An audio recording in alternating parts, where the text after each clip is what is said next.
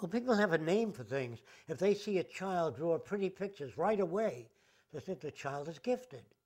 Because that means I haven't the slightest idea how a 6-year-old can draw a profile of a human being that looks so accurate. That's what they're saying when they say he's gifted. I have no idea of how that occurs. When a fish migrates thousands of miles to the spawning grounds, without mother fish opening up a map of the world, showing the fish how to get to the spawning grounds, they invented a word for that, instinct. It means I haven't the slightest idea of how these fish do that. Instinct is a dead word. Noise tells us nothing.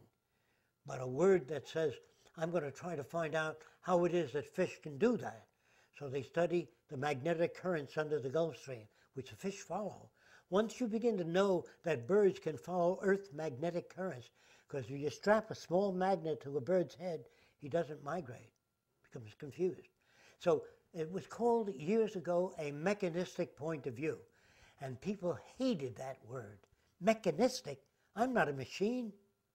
I'm flesh and blood. I'm a thinking, feeling. They love that, and they moved away from the mechanistic point of view, which hurt society no end.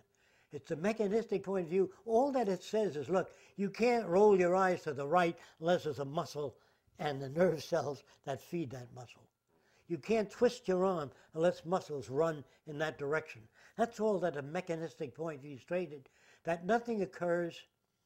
The mechanist also stated this, that nothing is self-activating. That's the most difficult thing for people to grasp.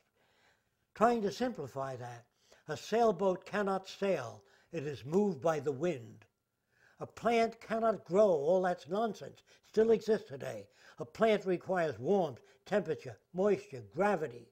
All of those things are, although you don't see the connection, they're all connected. That living beings do not acquire knowledge or information through ethereal means. They acquire it by banging their head against a wall, slipping on ice, then they design anti-slip systems. First you have to slip on the ice. No government, to my knowledge, ever anticipated the future and said, this is the direction we're headed in, let's prepare for social change. No, they try to keep things as they are.